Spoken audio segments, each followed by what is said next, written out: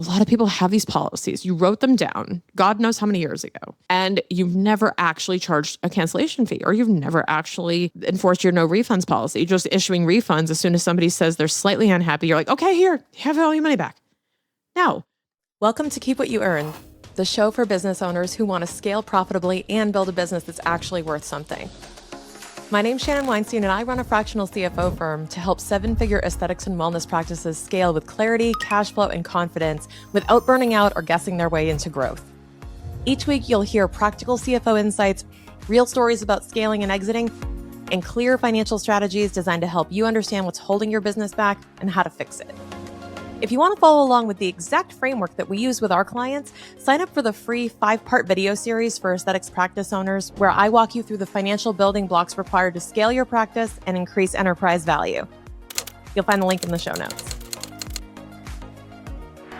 So one thing I found to be a pretty significant problem for med spas and aesthetic practices is the idea of a chargeback on a credit card. So what happens is, if you haven't experienced this is where a customer, if they're using a credit card to pay you, because of course this is more prominent in med spas, they're using a credit card to pay you. Let's say they're dissatisfied with their results, or maybe even just simply they financially regret making that purchase for themselves. And this actually happens more often than you think. And these chargebacks and their responses matter more than you think to your business. So when a customer does this is what it indicates, okay? And you have to not internalize this as a business owner, that this is actually a reflection on you. What a lot of people do is that they charge back on the credit card when they regret the purchase. And it doesn't mean that the results were bad. It just means that maybe they had a bill come due, or they confronted with their spouse that money was tight and they regret the purchase and want the money back because they want to avoid a fight, or they just simply want that money for another purpose that came up. Right? Another opportunity. And what can happen is, the easy thing to do would be, I'm going to go through and non-confrontationally, I'm going to go through Amex, or I'm going to go through my credit card, and I'm going to do a chargeback and say this is an invalid charge. What that does is it initiates a pullback on the funds. And what ends up happening is what they're claiming is that you inappropriately charged for this. And then you then have the burden of proof basically to say why you justify keeping it. So what happens often is that when you're dealing with these payment processors and these credit cards, is that it's not necessarily, it's generally assumed that the customer is always right. And the customer is trying to claw this back, claiming it's basically fraud or that you inappropriately charge them. But here's what it really costs to your business. And here's why I wouldn't dismiss it. I've worked with med spas before that just go, that happens once in a while and we just let it happen.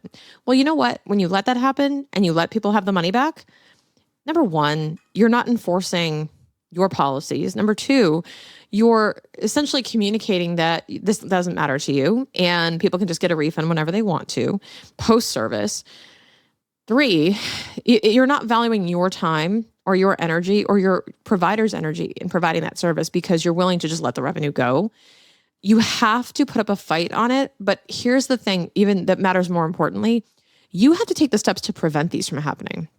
You can prevent them. You can definitely prevent them. And when you just have a general a-hole that comes in and starts to try to charge you back, you can handle that with grace and with ease and with confidence. So we're going to go through how you do that. It's really, the problem with chargebacks is it's financial leakage.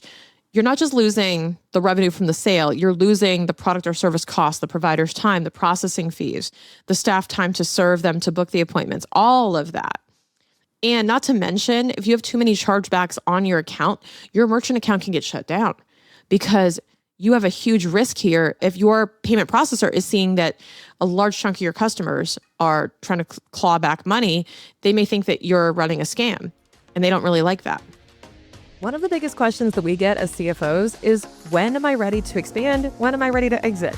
Unfortunately, it is a complicated question, but the answer can be simplified into a framework that we've developed that helps identify the 5 financial vital signs that are indicating if you're ready for expansion into new locations or possibly an exit. You can find the link to the video series in the show notes that walks you through the simplified framework and helps you identify the biggest thing in your way to those goals.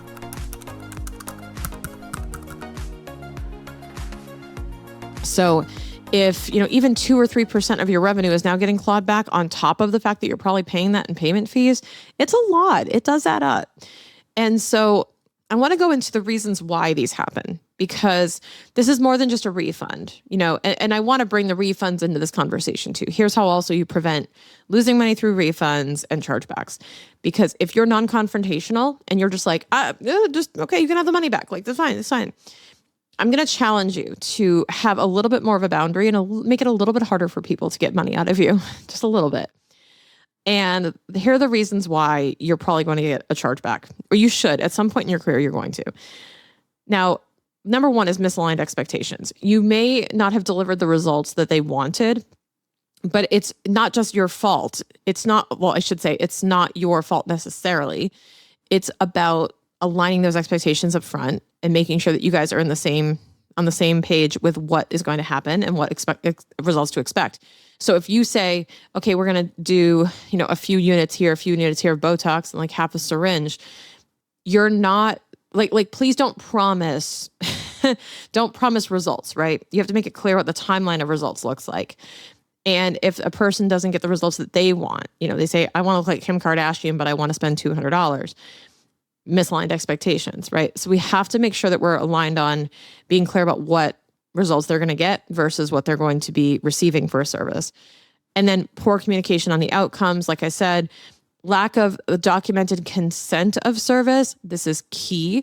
You should all be implementing this. This is bare minimum, is they need to consent to the service. This is medicine, right? And this is serious. We're going to be doing some procedures on clients that really could be high risk for them if not done correctly. So we really want to make sure we've got our paperwork in order and the consent is there along with the risks. They know the risks, they know what's going to happen, and they know what results to expect. This happens often with memberships too, by the way. So when you're running let's say you get a payment authorization on the membership. If there's confusion on what the membership is for, the pricing, the offering, if they're confused by your membership, there is a higher likelihood that when that charge comes through and they forgot they signed up for this, that they'll say, oh my God, that's a fraudulent charge. I don't know what that is. And they'll forget that they signed up for this, especially if you're not being clear about what they're getting and staying in contact with them for that membership. Or, there could be a no-show or late cancellation where you charge the card and then they try to charge it back. All of these things can happen. And then from the lens of looking at your customers' behavior, there's also this thing called I call it friendly fraud, if you want to call it that. And it's the client just forgot they paid for this and they didn't recognize the charge. Or intentionally they regret the purchase and they want to do a chargeback. And it could just be that they simply want the money back. That's it. And so I would really challenge you to make sure you're buttoning up the things that you can do in your systems to prevent the chargeback, not just handle it properly. We're going to get into how to handle it too. So make sure you have your signed treatment consent forms. Make sure you have a before and after disclaimer, acknowledgement of results variability, signed policy, a no refunds policy, or a service credit only, expiration dates, billing terms, checkbox and signature at purchase. You can never have too many acknowledgements. You really can't. Pre-treatment expectations, post-treatment follow-up messages, here's what to expect. And chargebacks will probably happen when your client feels ignored, when they feel, like they're alone in this. They don't sure what results to expect. They are somehow dissatisfied, and that communication is key. So make sure you're doing that. And then also for just some good hygiene on card authorizations. So match an ID to the card for high ticket services. So if they're spending more than a certain amount of money, look at your range of services. I would say somewhere in the 4 figures, perhaps, or more. You should consider matching an ID to the card, which is good to do anyway, but you might want to implement a policy with a certain amount of, a threshold. Whenever you can, the chip or tap the card option, instead of taking the card over the phone or instead of having them enter it, it helps reduce risk. And then obviously signed receipts, confirmations, things like that. And you have to consider in your documentation and in your process, and we're getting into record keeping too, is could a credit card company who does not understand your business, so think somebody in an office far, far away, could they, from your records, understand what happened? Could they see, okay, Susan came in, she charged this, she got Botox or she got filler, she got this treatment. What happened here? Why did she do a chargeback? And if you have all of your documentation, if you see, oh, she signed a consent form, she agreed that the results may vary, she agreed on payment terms, she understood completely what she was getting, we delivered exactly what she was getting, we have before and after photos, we have camera footage of her checking out, we have that on audio where the front desk asked her, how did you like your treatment? And she said it was great. So if you add all these things up together and you're telling the story of there is no indication this person was dissatisfied and there's no reason why they should be claiming a chargeback, you're going to win, or you should win. And that's what we're going to go through is how do we keep records of all this stuff? You really have to, and I promise you it will pay off. You have to treat every transaction like that could happen and then build your processes around something like that to prevent it. And frankly, if it's not documented, you didn't do it. So if you don't have the appointment records, you don't have the treatment notes, you don't have communication, you don't have proof that you delivered the service agreed upon, then it's probably not going to stand up. So you're going to win these chargebacks with the combination of speed of response and clarity. And clarity comes from quality of documentation. You definitely don't want to ignore it. You don't want to send a vague explanation. You don't want to respond with like from the hip, just treating it like any other email you have to get through. You want to sit there and think about it, compile it. You don't want to miss any deadlines. Respond immediately within the time frame. Create a package with the timeline of the events, the signed agreements, the documentation, proof of service, and communications that are going to help your case. And then you have to structure your response so that somebody can follow along with the timeline and allow for that understanding and clarity of what actually happened. So think of it like you're dropping off a package to tell the story to somebody who knows nothing about your business and that you want to convince them that everything happened the way it was supposed to. Frankly, you win when your organization, when your systems are stronger than the complaint. And the best things that you can do is when they say, so basically they have to give a reason. I should back up. They have to give a reason with the chargeback on why they're, charging back, why they're starting it. And one of the things was, if they say service not rendered, AKA like they didn't get what they paid for, if you have proof that the service was rendered, which should be pretty easy through treatment records and through camera footage or through anything, like you should be able to prove they came in, they got their service and they left. If you have proof of that, solid. That's really hard for you to lose, frankly. And then the other one is unauthorized transaction. But if you have an ID and a signature and a consent form, they authorized it. So if they're claiming the service wasn't rendered or they're claiming an unauthorized transaction, it's more likely than not that you have a good chance of winning because if you have these records, if you have this documentation, because if they came in, got their service and all this stuff happened, you should 100% have enough support to fight those things. What is harder to fight is general dissatisfaction. Because now we're getting into the subjectivity of, did you deliver the services in alignment with expectations? And this gets a little bit fuzzy, right? And this is where those clear expectations come in, a documentation trail. And I would strongly encourage you to train a team member. So have somebody in your office, whether it's like a patient coordinator or the MA or somebody, make somebody responsible for dispute resolution. And they should also be somewhat auditing the process of the documentation. So making sure we have documentation for every patient, making sure every treatment is well documented in terms of their interaction with the patient and the client satisfaction before they exit the building, and all of the signatures are aligned. So make sure somebody is checking that. Somebody needs to QC that, and somebody also needs to, and this could be the same person, but somebody also needs to be responding to all of these chargebacks and disputes, because you want to have consistency, and that person should be trained. Send them this episode.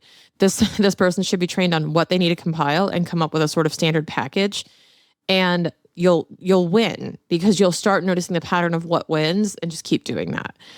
If you haven't done this before, if you haven't implemented this, I want to encourage you to do a couple of things. One is audit those policies that you have, your refund policy, memberships, cancellations. Are you abundantly clear of the paths of exit for these things. So if somebody pays you for services, is it clear what routes they can take to exit the service? Refunds, cancel membership, cancellation of appointment. Do you have policies in place? And are you enforcing them? This is huge. Are you enforcing them? Because a lot of people have these policies. You wrote them down, God knows how many years ago, and you've never actually charged a cancellation fee, or you've never actually, really enforced your no refunds policy. You're just issuing refunds as soon as somebody says they're slightly unhappy. You're like, okay, here, have all your money back. No, we have to, if you have a policy in place, it's there for a reason. So let's enforce that. Let's draw the boundaries up. And you can make exceptions, but they should be exceptions, not the norm. Okay. So we really should have that policy in place, because if you have that policy and you're not following it, then none of your other policies are respectable, because they're all optional apparently. And that sends a message to your staff too, that all of your policies are somewhat optional and that we shouldn't have that culture. So I would say if you're going to do sort of let's call it a 4-week implementation of an improved chargeback plan to help reduce this leakage, number 1, audit your policies. Number 2, call it week 1, week 2. Let's standardize those consent forms and signatures. Let's make sure that we've got 100% compliance with those. Let's iron out when are they signing and how are we retaining those documents so we can have them for easy retrieval later. And let's go through and try to poke holes in it. A fun activity would be to give to a provider or give to a member of your staff or even a friend your consent form, let's say, and you say, okay, let's pretend you're going through this and you're the like a bitter Betty. You're the bitterest Betty. And you're going, how can you screw me, right, with this form? If you're going to sign off on this, where are the gaps? Where could you kind of if you wanted to really get to me and get your money back, what would you try to do that kind of falls through the cracks of this?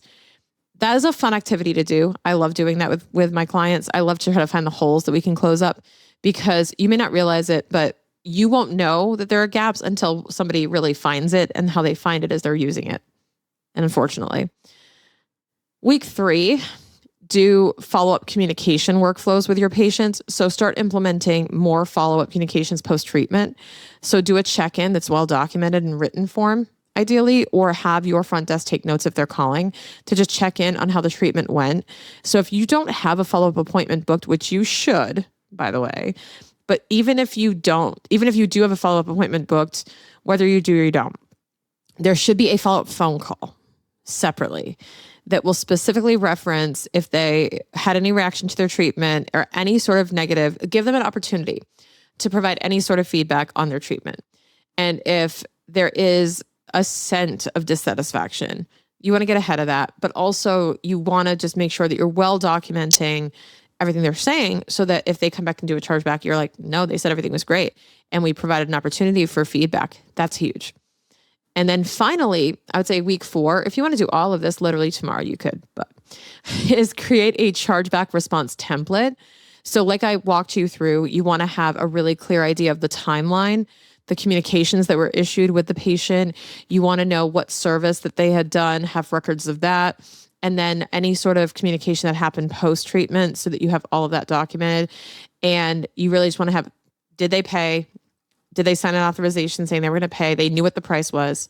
They knew what they were getting. They knew the results to expect. You really have to go through all of the reasons why they would have to do a chargeback and essentially squash every one of them. Everyone. Did they authorize the payment? Did they come in that day? Did they receive their service? Were they giving any indication of dissatisfaction? Were they released, I guess, from the clinic, with any sort of feedback, or was there any post-treatment communication that was done? And then finally, you also have to look at, have they done this before? Have they done this before? So if this is a repeat time and they still come back, this is huge. This also helps too. If somebody does a chargeback, but then they come back and they have another appointment booked, it's obviously they received their services, they're happy with them because they rebooked. So that's kind of a counterintuitive behavior. So you have to kind of piece this all together and make your case. It is worth the time. That's why I say make this, if it's not you as the owner, as the practice owner, make this the problem or the responsibility of one of your staff and say, you are responsible for chargeback responses. These can be fun. playing a little detective on it. Now, they're not random, these chargebacks. They're a signal something isn't working. There's a breakdown in your operations, there's a breakdown in your communication, and there's a breakdown in your documentation. And you really have to make sure you've got that ironed out so that you can avoid any possible leakage. This is key, I promise. So if you have a no refunds policy, or if you have some type of policy in place and you're not really enforcing it, what I would at least do is align the preventive activities with the what I call detective activities. You have to look at, what do we do to prevent a chargeback or a refund? And then what do we do to detect when there's a gap that allowed that to happen, right? Detective means there was a chargeback, there was a refund. What can we fix? Like, how did that happen? It snuck through the process. So implement those audits, implement those SOPs so that you can iron out that process with your team. And if you need some extra help implementing things like this to help close up the financial gaps, you can always schedule an EFR with us. That's an executive financial review, where we come in, try to find those constraints in your business where you might be leaking money, and try to close those up with processes just like this. Hey, thanks for tuning in to today's episode. If it left you feeling inspired to take action, make sure to check out our free video series that walks you through the same framework that we use as a CFO team to identify what's holding a practice back from growth and how to fix it. Links in the show notes. See you on the next episode.